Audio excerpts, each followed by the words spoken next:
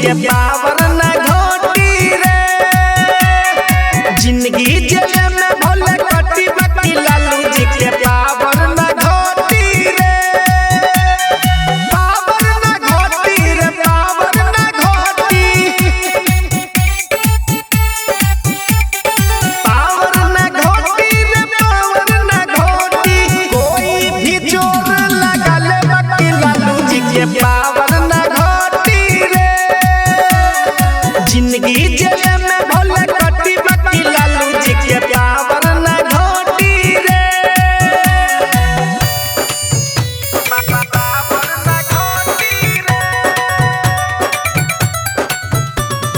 DJ Sandeep बाबू power न घोटी रे। भइल विरोधियन के मुंह चोर हाल हो। बारे बन बोले ई गजबे माहौल हो। भइल विरोधियन के मुंह चोर हाल हो। बारे बन बोले ई गजबे माहौल हो। दुश्मन के सुनी सीना फाटी बाकी लालू जी के पावर न घोटी रे। जिंदगी जेल में भले कटी बाकी लालू जी के पावर न घोटी रे। पावर न घोटी रे, पावर न घोटी। पावर न घोटी रे, पावर न घोटी। कोई भी जोर लगा ले बाकी लालू जी के पावर न घोटी रे। जिंदगी जेल में भले कटी बाकी लालू जी के पावर न घोटी रे।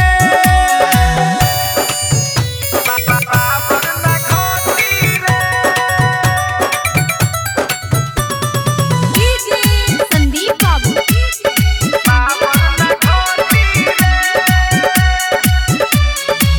जनता दुनिया लालू के इतिहास हो। अब से ये बाबू कर विश्वास हो। जनता दुनिया लालू के इतिहास हो। अब से ये बाबू कर विश्वास हो। कृष्णा किंग दिहले बताई बाकी लालू जी के पावर न घोटी रे। जिंदगी जेल में भले कटी बाकी लालू जी के पावर न घोटी रे। पावर न घोटी रे, पावर न घोटी। पावर न घोटी रे, पावर न घोटी। कोई भी जोर लगा ले बाकी लालू जी के